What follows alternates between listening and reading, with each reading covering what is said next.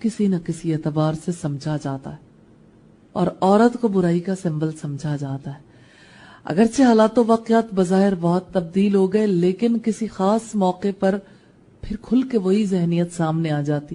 مثال کے طور پر شادی کے موقع پر دیکھیے, کبھی شاید آپ نے آبزرو کیا ہو, دلہن کے نکاح کا وقت ہو یا مہندی جیسے دلہن کو لگائی جا رہی ہو تو بیوہ عورتوں کو پاس نہیں پھٹکنے دیتے. اس کا مطلب کیا ہے کہ عورت کے اندر برائی ہے, یعنی گویا اس نے اپنے ہسبینڈ کو مار دیا, نعوذ باللہ.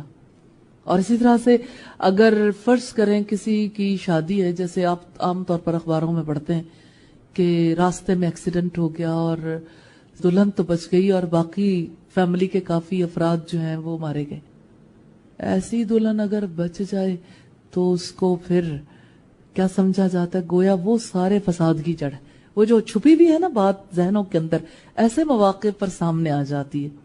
تو خواتین کے بارے میں عام طور پر یہی سمجھا جاتا ہے کہ خیر اور بھلائی ان سے نہیں پہنچ سکتی. اچھا چلیے ایک اور اینگل سے دیکھیے. جیسے میں کالاش گئی تو کالاش میں کافرستان میں نے دیکھا ایک بہت بڑا سارا روم ہے, ہال ٹائپ. وہاں باہر جو ہے وہ کافی خوفناک تصویریں انہوں نے کوئلے سے بنا رکھی تھی. ہمارے گائیڈ تھے, ہم نے ان سے پوچھا کہ یہ کیا ہے, تو انہوں نے کہا کہ یہ ہم نے جو کھوپڑی بنا کے اوپر کراس لگا رکھا ہے اور مار خور کی تصویریں بنا رکھی ہیں, تو یہ خاص جگہ ہے. تو ہم نے پوچھا کہ یہ جگہ کن لوگوں کے لیے, تو کہنے لگی کہ جب عورتوں کے خاص دن ہوتے ہیں تو کوئی مرد عورت کے سائے کے قریب بھی نہیں جانا چاہتا, لہذا ہر بچی, ہر خاتون جو اس حالت میں ہوتی ہے اس کو یہاں بھیج دیا جاتا ہے. تو ہم نے کہا وہ کھاتی پکاتی کیسے ہیں اور کس طرح سے باقی معاملہ ہوتا ہے؟ کہتے ہیں ہر فیملی کے ممبر جو ہیں وہ انہیں کھانا وہاں پہنچا دیتے ہیں. میں نے کہا پھر تو سایہ ان پر ضرور پڑ جاتا ہوگا کہ خاتون باہر لینے آتی ہوگی, پھر کیا کرتے ہوں گے؟ کہتے ہیں نہیں, ہم آواز لگاتے ہیں, کھانا رکھ کے وہاں سے بھاگ آتے ہیں کہ کہیں عورت کا سایہ ہم پر نہ پڑ جائے. تو اس کا مطلب یہ کہ آج بھی عورت کے بارے میں یہ کانسیپٹس موجود ہیں. تو الحمدللہ کہ اللہ کے رسول صلی اللہ علیہ وسلم نے جہاں ساری انسانیت پر اتنے زیادہ احسانات کیے, عورت تو ان کے احسانات میں بال بال بندھی ہوئی. رسول اللہ نے فرمایا تھا تمہاری دنیا سے مجھے 2 چیزیں بہت محبوب ہیں, عورت اور خوشبو, اور نماز تو میری آنکھوں کی ٹھنڈک ہے. رسول اللہ نے عورت کو کتنے حقوق دلوائے. مثلا تعلیم کا حق نہیں تھا, آپ صلی اللہ علیہ وسلم نے تعلیم کا حق دلوایا. بیٹی کو رحمت قرار دیا کہ جس کے 3 بیٹیاں ہوں اور وہ ان کی اچھی پرورش اور تربیت کرے تو وہ اس کے لیے جہنم کی آگ سے آڑ بن جائیں گے. تو ایک شخص نے پوچھا کہ یا رسول اللہ اگر کسی کے 2 بیٹیاں ہوں, تو آپ نے فرمایا 2 کے لیے بھی یہی ہے. راوی حدیث کہتے ہیں کوئی یہ پوچھ لیتا کسی کی 1 بیٹی ہو تو آپ اس کو بھی یہی جواب دیتے کہ 1 بیٹی کے لیے بھی یہی کچھ. وہی بیٹی جس کو بولنے کا بھی حق نہیں تھا. حضرت عمر کو اسی لیے بہت عجیب لگا کرتا تھا جس وقت ان کی بیوی نے انہیں کسی بات پر جواب دیا 1 دفعہ 2 دفعہ. حضرت عمر نے کہا تمہیں کیا ہو گیا کہ تم لوگ جب مکہ میں تھی تو ایسی نہیں تھی خواتین, یہ مدینہ میں آ کے ساری خواتین بگڑ گئیں. حضرت عمر جیسی یعنی شخصیت ہو تو اپنے سامنے انہیں اچھا نہیں لگتا تھا کہ سارے لوگ ایسے بات کریں. خیر حضرت عمر کی وائف نے ان سے کہا کہ آپ ٹھہریے, ذرا اپنی بیٹی کے گھر کا پتہ لیں. وہ سارا دن رسول اللہ سے روٹھی رہتی. حضرت عمر کو بہت غصہ آیا اور سیدھے حضرت حفصہ کے پاس پہنچ گئے اور حضرت حفصہ سے دریافت کیا کہ کیا واقعی ایسا ہے کہ تم رسول اللہ سے روٹھی رہتی ہو؟ تو حضرت حفصہ نے کہا یہ ہمارا آپس کا معاملہ ہے. یعنی رسول اللہ نے اتنا زیادہ خواتین کو حقوق دیے تھے. عورت تو تصور بھی نہیں کر سکتی تھی, جب کسی کا شوہر فوت ہو جاتا تھا نا تو 1 سال تک کپڑے نہیں بدل سکتی تھی, اور ایک پرانی کسی گھر کی ایسی جگہ پہ اسے کوٹھڑی سے میں بند کر دیا جاتا تھا, سارا وقت اندھیرے میں رہتی تھی. اور اس کی غلاظت کی وجہ سے اور جراثیموں میں رہنے کی وجہ سے یہ حالت ہو جاتی تھی کہ جب 1 سال بعد اس کی عدت ختم ہوتی تھی وہ جس چیز کو ہاتھ لگاتی, یا جیسے انہوں نے مقرر کر رکھا تھا کہ بکری کی مینگنی کسی جانور کو مار دے, وہ جس جانور کی طرف جو چیز پھینکتی وہ جانور ہی مر جاتا تھا. اس قدر بری حالت عورت کی ہو جاتی تھی. اس حالت سے اللہ کے رسول صلی اللہ علیہ وسلم نے کیسے نکالا، کس طرح سے عورتوں کی دلجوئی کی. مثلا ایک عورت کہتی ہے کہ یا رسول اللہ آپ مردوں کے لیے تو اتنا وقت دیتے ہیں اور ہمیں کوئی وقت نہیں ملتا آپ کی صحبت سے، ہمارے لیے ایک دن مقرر کر دیجئے. تو آپ صلی اللہ علیہ وسلم نے خواتین کے لیے الگ وقت مقرر کر دیا. اور اسی طرح رسول اللہ کو پتا ہوتا تھا کہ میں نے اب نصیحت کی مردوں اور عورتوں کو مشترکہ، اور اگر میں نے خواتین کو الگ نصیحت نہ کی تو ان پر گراں گزرے گا. تو آپ صلی اللہ علیہ وسلم عید کے موقع پر اسی طرح سے مردوں کو نصیحت کی. تو آپ صلی اللہ علیہ وسلم خواتین کے پاس آئے اور آپ صلی اللہ علیہ وسلم نے انہیں تلقین کی کہ میں نے تمہاری کثرت کو جہنم میں دیکھا ہے، اس لیے صدقہ کرو. اس موقع پر کوئی خاتون اپنی بالی، کوئی اپنی انگوٹھی، کوئی اپنی یعنی جو سونے کی چیزیں ان کے پاس تھیں وہ پھینکنے لگی. حضرت بلال نے چادر اوپن کر دی، جو ہے ساری خواتین اس میں کچھ نہ کچھ ڈالنے لگ گئیں. اور یہی خواتین تھی جب رسول اللہ صلی اللہ علیہ وسلم نے یہ بات کہی کہ تمہاری کثرت کو میں نے جہنم میں دیکھا ہے، تو ایک خاتون نے کہا کہ یا رسول اللہ ہم میں وہ کیا عیب ہے جس کی وجہ سے آپ نے ہماری کثرت کو جہنم میں دیکھا ہے؟ تو آپ نے فرمایا کہ تم شوہر کی بہت ناشکری کرتی ہو، شوہروں کے ساتھ اچھا سلوک کیا کرو. اور اسی طرح سے آپ صلی اللہ علیہ وسلم ایک دفعہ حضرت ابو ایوب انصاری کے گھر گئے. جب باہر نکلے تو دیکھا پہلے سے اور لوگ بھی موجود ہیں، حضرت ابو بکر بھی، حضرت عمر بھی پیٹ پہ پتھر بندھے ہوئے، سب بھوک کے مارے بےتاب ہو رہے ہیں. رسول اللہ بھی اسی لیے نکلے تھے کہ گھر میں کچھ نہیں تھا اور بھوک کے مارے بری حالت تھی. تو رسول اللہ جب حضرت ابو ایوب انصاری کے گھر گئے وہ اتنے خوش ہوئے کہ رسول اللہ جو ہے ہمارے پاس کھانا کھائیں گے. وہ بھاگ کے گئے، کھجوروں کا بڑا خوشہ توڑ کر لے آئے اور آپ کے سامنے رکھا، ٹھنڈا پانی رکھا. آپ صلی اللہ علیہ وسلم جب یہ کھجوریں کھانے میں مصروف ہوئے تو انہوں نے اسی اثناء میں بکری ذبح کی. جب بھنی ہوئی بکری سامنے آئی تو آپ صلی اللہ علیہ وسلم نے سب سے پہلے حضرت فاطمہ کا حصہ نکالا، اگرچہ وہ وہاں موجود نہیں تھی، کہ کھانا نکال کے آپ نے فرمایا جاؤ یہ کھانا فاطمہ کو دے آؤ، بڑے دن ہو گئے اس نے اچھا کھانا نہیں کھایا. تو یہ خواتین سے، بچیوں سے محبت. حضرت عائشہ جو تھیں ان کے پاس ان کی سہیلیاں آیا کرتی تھیں، عید کا دن تھا اور حضرت عائشہ کی فرینڈز جو تھیں وہ کچھ گا رہی تھیں. حضرت ابو بکر صدیق آئے اور اتنا انہیں غصہ آیا کہ رسول اللہ کے گھر میں ایسا سلسلہ، یعنی یہ کیا کر دیا. اپنی بیٹی کے اوپر بہت زیادہ غصہ تھا. تو آپ صلی اللہ علیہ وسلم نے انہیں روکا کہ جانے دو، آج عید کا دن ہے، انہیں کچھ نہ کہو. اور اسی طرح سے مدینہ کی بچیاں جب رسول اللہ صلی اللہ علیہ وسلم آئے اتنی خوشی کا اظہار کیا. مدینہ کی بچیوں نے، خواتین تو چھتوں پر چڑھ گئیں، مرد باہر نکل آئے اور شہر سے باہر آ کے انہوں نے استقبال کیا. اور گلیوں بازاروں میں مدینہ کی بچیاں تھیں.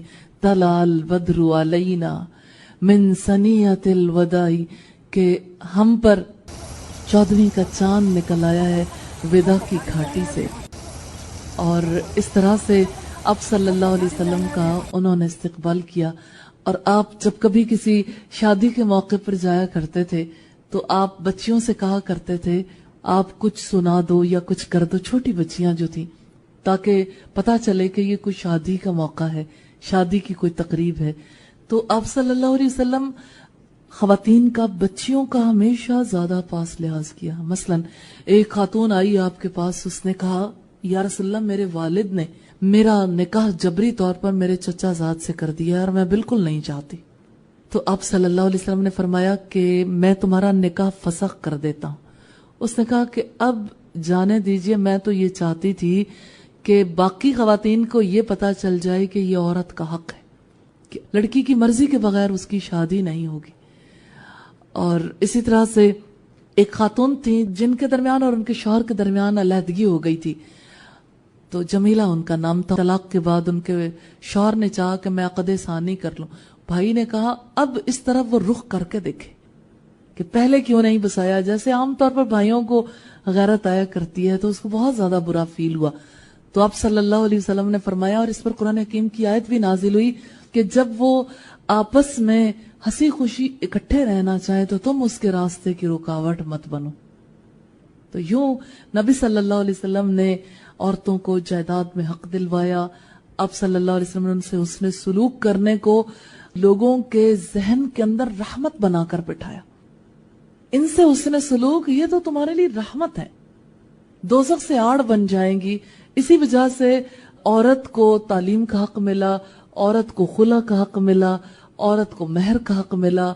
औरत के लिए नबी सल्लल्लाहु अलैहि वसल्लम ने कैसा रास्ता खोला। आप सल्लल्लाहु अलैहि वसल्लम के अज़वाज में से देखिए, हज़रत आयशा आपके जाने के बाद 48 बरस तक, 48 इयर्स तक हज़रत आयशा तालीम देती रही।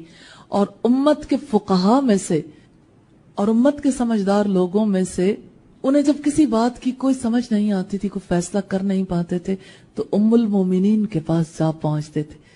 और हज़रत आयशा इन सब में से ज्यादा माहिर नसब पर, खानदानी सिलसिला होता है जात पात का, तो इस पर हज़रत आयशा बहुत ज्यादा उबूर रखने वाली थी। इल्मुल फराइज़ में वो बहुत महारत रखती थी और रसूलुल्लाह सल्लल्लाहु अलैहि वसल्लम के करीब रहने की वजह से इल्म में बहुत आगे थी और फैसलों में बहुत आगे थी।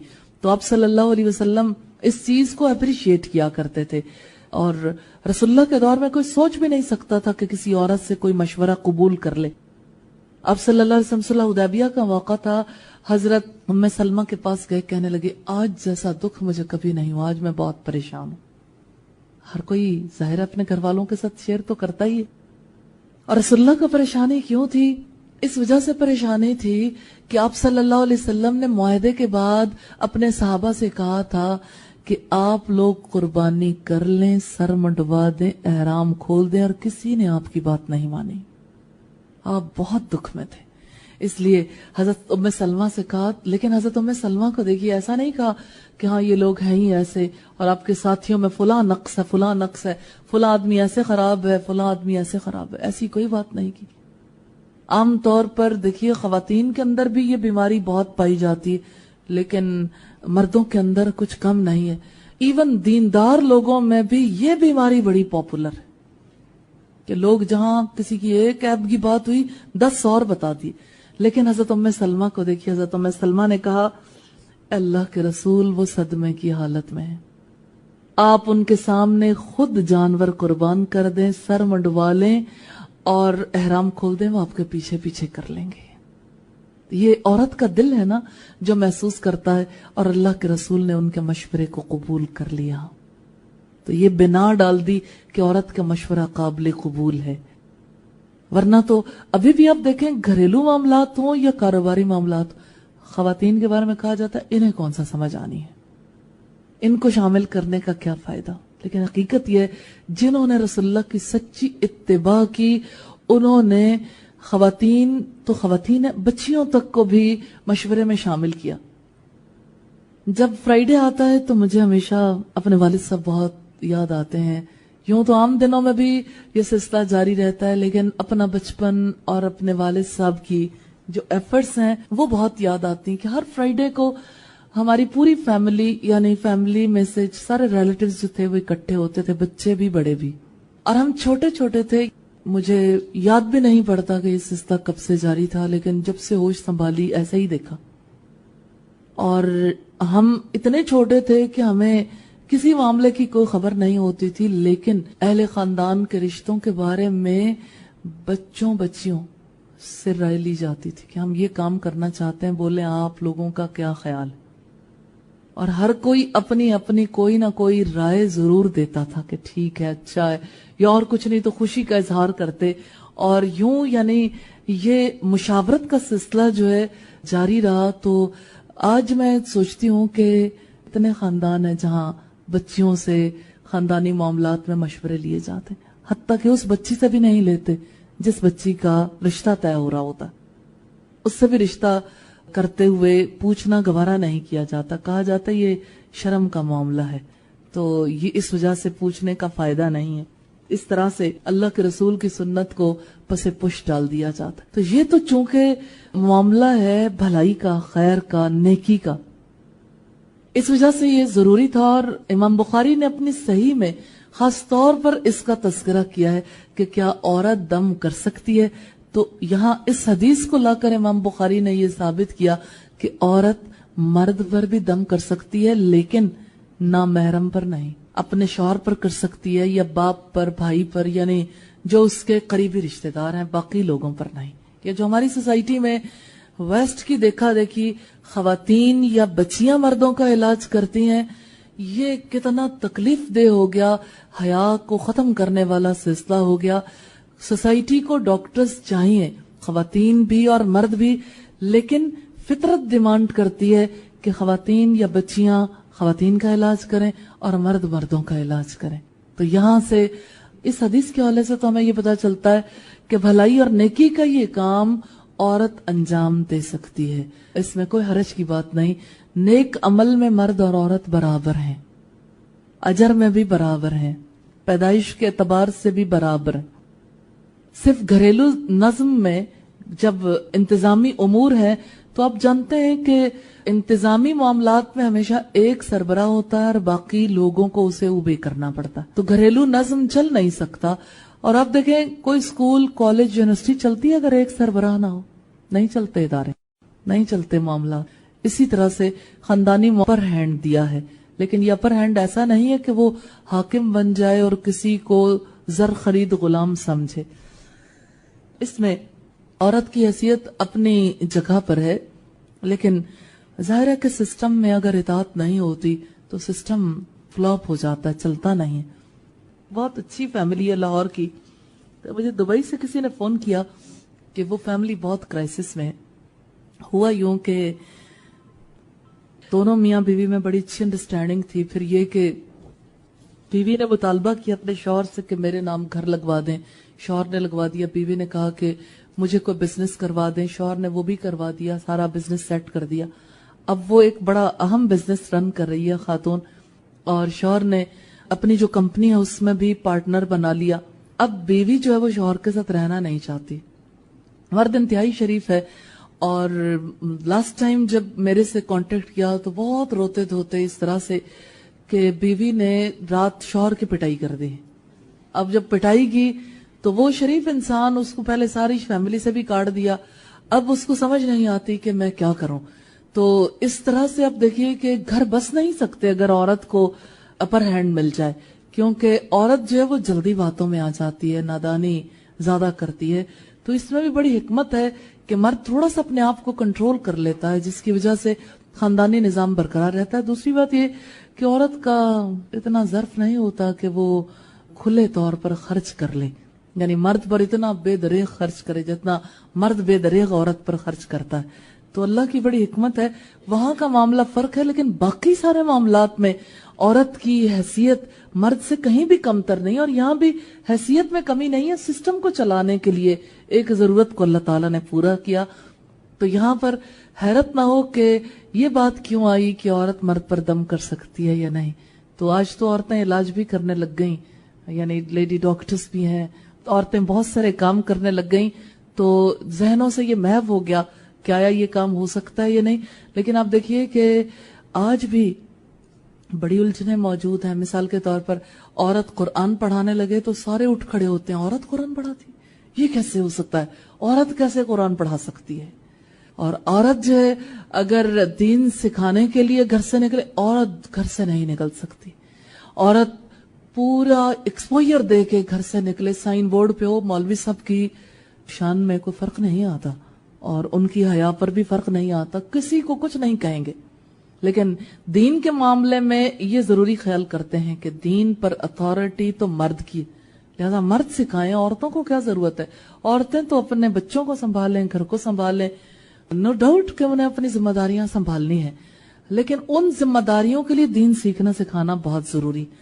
تو ابھی بھی آپ اگر سوسائٹی کا نقشہ اس وقت دیکھیں نا، تو اس وقت بھی خواتین کے اندر دین سیکھنے کا جذبہ زیادہ ہے، شوق زیادہ ہے، اور دین وہ زیادہ اچھے طریقے سے سیکھ رہی ہیں بنسبت مردوں کے.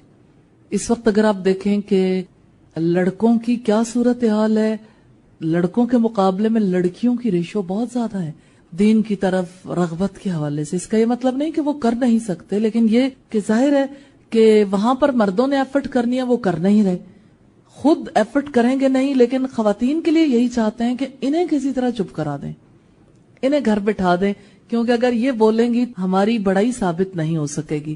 یہ میں نے ضمناً تذکرہ کر دیا. ممکن ہے کہ کسی کی طبیعت پر ناگوار گزرے تو میں معذرت خواہوں، ہوتا ویسے ایسے ہی ہے. عملاً۔ 4.4.7 ہے شرکیہ دم اور تعویذ سے علاج درست نہیں ہے۔ عیسیٰ بن ابی لیلہ فرماتے ہیں میں ابو معبد عبداللہ بن عقیم جوہنی کے پاس ان کی تیمارداری کے لیے گیا۔ ان کے چہرے پر مرض کی سرخی غالب تھی۔ میں نے کہا آپ اس کے لیے کوئی تعویذ کیوں نہیں لٹکا لیتے؟ فرمانے لگے موت اس سے زیادہ قریب ہے۔ نبی صلی اللہ علیہ وسلم نے فرمایا جو شخص کوئی چیز یعنی تعویذ وغیرہ لٹکاتا ہے وہ اسی تعویذ کے سپرد کر دیا جاتا ہے، یعنی اللہ اس پر سے اپنی رحمت کا ہاتھ اٹھا لیتا ہے۔ ترمذی کی روایت ہے 2072 نمبر پر۔ حضرت زینب سے روایت ہے جو حضرت عبداللہ ابن مسعود کی وائف تھیں کہ ایک بڑھیا ہمارے پاس آیا کرتی تھی، وہ دم کرتی تھی سرخ دانوں کے لیے۔ ہمارے پاس ایک تخت تھا جس کے پائے لمبے تھے۔ عبداللہ کا یہ قاعدہ تھا کہ جب وہ اندر آتے تو کھنکھارتے اور آواز دیتے۔ ایک روز وہ اندر آئے، جب میں نے ان کی آواز سنی تو ان سے حجاب کیا، وہ میرے ایک طرف بیٹھے اور مجھ سے مساس کیا۔ ایک تعویذ ان کے ہاتھ کو لگا جو میرے گلے میں پڑا تھا۔ انہوں نے کہا یہ کیا ہے؟ میں نے کہا سرخ بادے سے بچنے کے لیے ایک دم ہے۔ انہوں نے اس کو کھینچا اور توڑ کر پھینک دیا اور کہا کہ عبداللہ کی آل شرک کی حاجت نہیں رکھتی۔ میں نے سنا رسول اللہ سے آپ فرماتے تھے دم اور تعویذ اور گنڈے جو گلے میں لٹکائے جائیں اور ٹونا یعنی حب کا گنڈا یا سحر کا ڈورا یعنی جادو کا ڈورا، یہ سب شرک ہیں۔ میں نے ان سے کہا کہ ایک روز میں باہر نکلی تو مجھے فلاں شخص نے دیکھ لیا، میری اس آنکھ سے آنسو بہنے لگے جو اس شخص کے قریب، جب میں اس پر دم کرتی تو آنسو تھم جاتے، پھر جب دم چھوڑ دیتی تو آنسو بہنے لگتے۔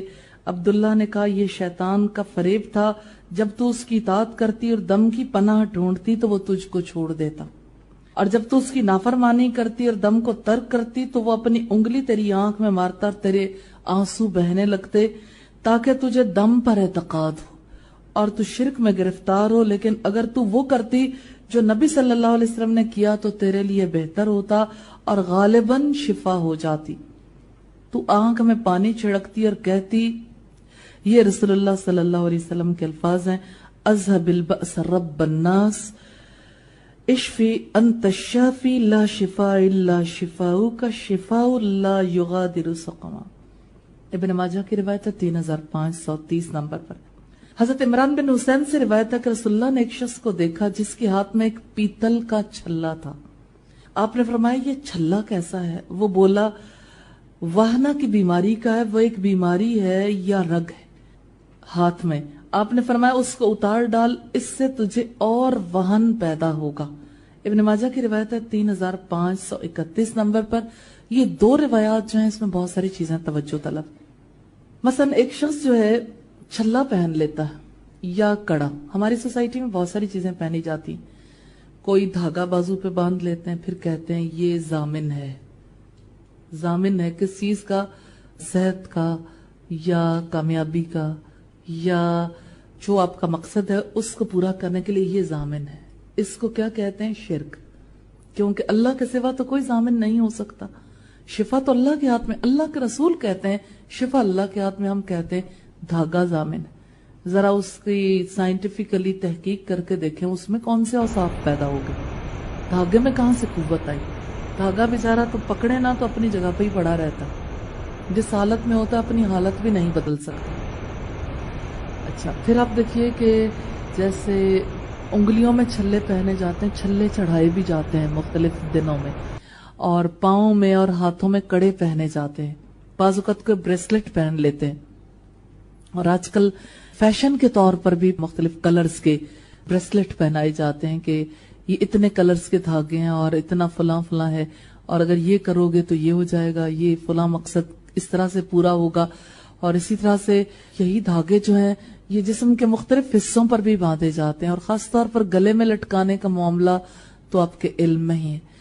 بات یہ ہے کہ جس وقت انسان کی توجہ رب سے ہٹ کر کسی اور طرف ہو گئی کہ شفا اس کی وجہ سے نصیب ہونی ہے، تو اس کی وجہ سے انسان کا شعور ٹیڑھا ہو جاتا، تو یہی شرک ہے۔ اس شرک سے رب العزت بچانا چاہتے ہیں کہ شفا اللہ کے ہاتھ میں۔ دیکھیے ان دعاؤں میں جو چیز خاص نظر آتی ہے، ہر سوچ کا رخ اللہ کی طرف ہے۔ لیکن تعویذ کی وجہ سے یہ رخ مڑ جاتا ہے تعویذ کی طرف. آپ خود ذرا غور کر کے دیکھیں, انسان تعویذ کو جو ہے وہ کار آمد سمجھتا ہے اور اس کے بارے میں کانشیس بھی ہوتا ہے. ان کو جو ہے باقاعدہ طور پر چاندی میں بعض لوگ جو ہے وہ اسے پیک کروا کے پھر پہنتے ہیں, یا اسی طرح سے بعض اوقات گولڈ میں بھی لوگ پہنتے ہیں, اور پھر یہ کہ جیسے گھول کے پلایا جاتا ہے تو اسے زعفران سے لکھوایا جاتا ہے, یا اسی طرح سے قیمتی سے قیمتی چیزیں جو ہے وہ اس مقصد کے لیے یوز ہوتی ہیں. تو جس حد تک اس کی اجازت ہے اسی چیز کو جاری رکھنا چاہیے, اس سے بڑھ کر نہیں. اور یہاں یہ جو بات رسول اللہ نے فرمائی کہ اس نے کہا کہ میں نے چھلا پہنا ہے ایک بیماری کے لیے جس کا نام واہنا ہے, اور اب صلی اللہ علیہ وسلم نے فرمایا کہ اگر تم واہنا, وہن سے وہن کمزوری کو کہتے ہیں, تو رسول اللہ نے زو مانی ورڈ یوز کیا کہ تم سمجھتے ہو کہ تمہاری کمزوری دور ہو جائے گی اور وہن پیدا ہو جائے گا اور زیادہ تکلیف میں آ جاؤ گے. حضرت جابر بن عبداللہ سے روایت ہے رسول اللہ سے کسی شخص نے نشرہ جو منتر کی ایک قسم ہے اس کے بارے میں دریافت کیا تو رسول اللہ نے فرمایا وہ شیطانی کام ہے. منتر پڑھنا یہ شیطانی کام ہے. ابو داؤد کی روایت ہے 3868 نمبر پر. یحییٰ بن حزار حضرت زینب کے بھتیجے حضرت عبداللہ سے مروی ہے کہ میں نے رسول اللہ سے سنا فرماتے تھے منتر, گنڈا اور تولا جو ایک قسم کا جادو ہوتا ہے, دھاگے یا کاغذ میں عورتیں مرد سے محبت وغیرہ کے لیے منتر کرتی ہیں, یہ سب شرک ہے.